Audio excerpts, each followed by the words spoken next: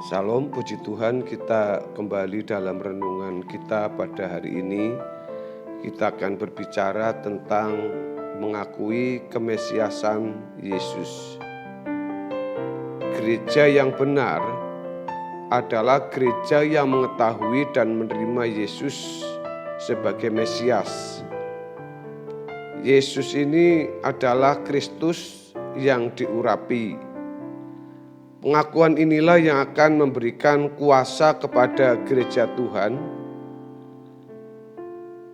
Hal ini dapat dimengerti sebab ada amanat agung Tuhan Yesus sendiri yang beralaskan pada pengakuan bahwa Dia adalah yang diurapi. Ia sebagai penguasa yang menerima kemuliaan, pemerintahan, segala kuasa di surga dan di bumi diberikan kepadanya. Itulah sebabnya dalam Alkitab, di dalam Markus pasal 16 ayat yang ke-19 mengatakan, sesudah Tuhan Yesus berbicara demikian kepada mereka, terangkatlah ia ke surga, lalu duduk di sebelah kanan Allah. Saudara, dikatakan ia naik ke surga, duduk di sebelah kanan Allah, artinya bahwa ia menerima kuasa pemerintahan. Kata karena itu menunjukkan relasi atau hubungan antara pemberian kuasa di surga dan di bumi kepada Tuhan Yesus dengan perintah untuk pergi menjadikan semua bangsa murid Tuhan. Mengakui dan menerima Tuhan Yesus sebagai Mesias bukan hanya sebuah pengakuan mengenai keberadaan atau eksistensi atau statusnya, tetapi kesediaan untuk menjadikan Tuhan Yesus sebagai pemegang komando atau kendali hidup, atau mengakui dan menerima Yesus sebagai Mesias memiliki konsekuensi yang tidak ringan. Dalam kemesiasan Tuhan Yesus mendapat pemerintahan, rencana dan visi untuk mewujudkan kehendak Bapa. Orang yang menerima Yesus Kristus harus terlibat di dalamnya. Saudara yang dikasihi oleh Tuhan Yesus, sejajar dengan kehidupan Daud, siapa yang mengakui pengurapan atas Daud sebagai Raja Yehuda, maka ia harus berpihak pada Daud dan membela pemerintahannya. Banyak orang Kristen merasa sudah cukup puas mengakui dan menerima Yesus sebagai yang diurapi atau Mesias tanpa konsekuensi sama sekali. Ini berarti mereka hanya setuju bahwa Yesus Kristus adalah Mesias, tetapi tidak mau mengakui dan menerimanya. Pengakuan dan penerimaan harus ditunjukkan dalam kesediaannya berada di samping Tuhan dalam segala keadaan.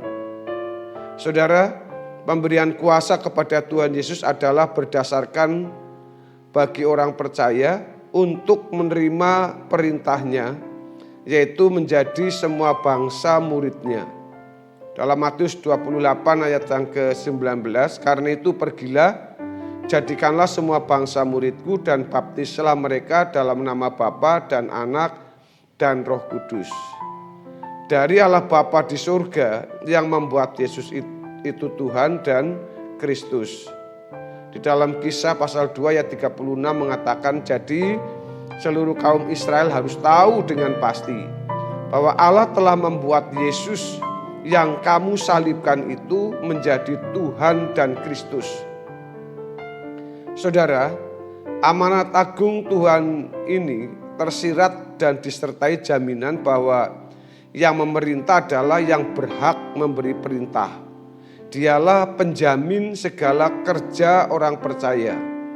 Janjinya, ia menyertai gerejanya, yaitu orang percaya sampai kesudahan zaman. Orang percaya akan diperlengkapi kuasa untuk melakukan amanatnya tersebut.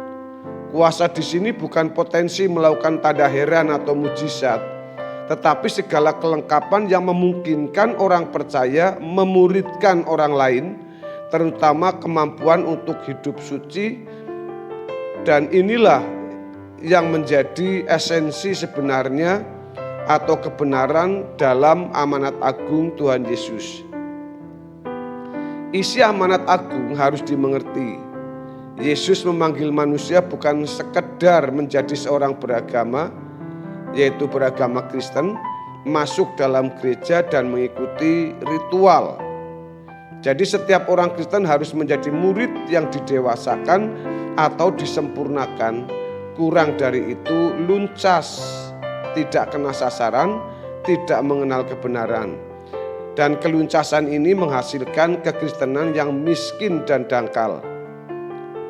Keberagamaan yang tidak memiliki hakikat, tidak memiliki ibadah yang sesungguhnya. Bila terjadi demikian, saudaraku yang dikasih oleh Tuhan Yesus, rencana amanat agung Tuhan Yesus tidak akan terrealisir dalam hidup orang percaya. Kekristenan yang tidak mengenal pemuridan adalah kekristenan yang tidak akan bertumbuh, atau kekristenan yang tidak dinamis bertumbuh normal di mata Allah. Seseorang tidak dapat menjadi pengawal bagi Sang Mesias kalau belum memiliki kualifikasi sebagai pelayannya. Orang percaya harus dimuridkan dan terus bertumbuh dalam kesempurnaan seperti Sang Mesias yang telah sempurna menaati Bapa di surga. Dalam Ibrani pasal yang kelima ayat yang ke-9, dan sesudah ia mencapai kesempurnaannya, ia menjadi pokok keselamatan yang abadi bagi semua orang yang taat kepadanya. Saudara, sebuah kehormatan kalau kita dilayakkan sebagai seorang murid Tuhan Yesus. Sebab di dalam orang percaya itu diberi kesempatan untuk mewarisi segala yang mulia dan indah dari Allah. Akhirnya orang percaya akan dimuliakan bersama-sama dengan Tuhan Yesus. Yang belum pernah dilihat oleh mata, kemuliaan bersama dengan Tuhan Yesus di langit baru dan bumi baru. Di dalam 1 Korintus 2 ayat yang ke-9 mengatakan, tetapi seperti ada tertulis, apa yang tidak pernah dilihat oleh mata dan tidak pernah didengar oleh telinga, dan yang tidak pernah timbul di dalam hati manusia, semua yang disediakan Allah untuk mereka yang mengasihi Dia.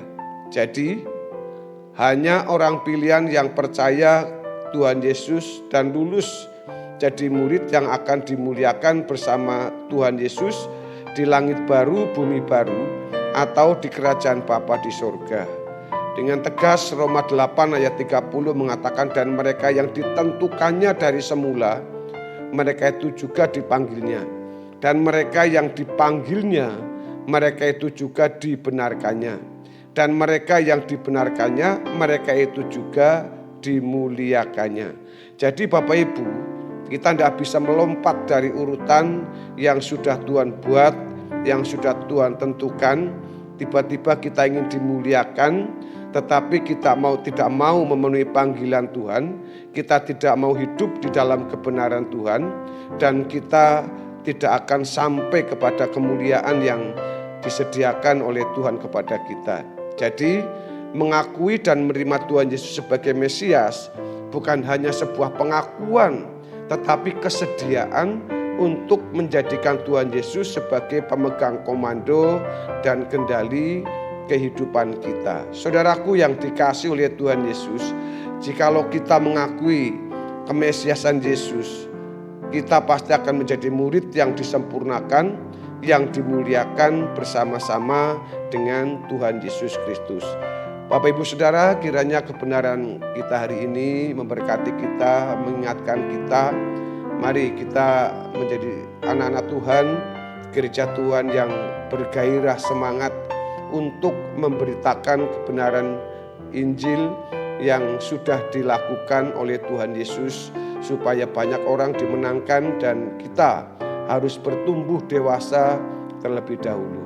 Saudaraku, kiranya kita semua diberkati hari ini selalu dalam lindungan dan penyertaan Tuhan. Tuhan Yesus memberkati kita semua. Amin.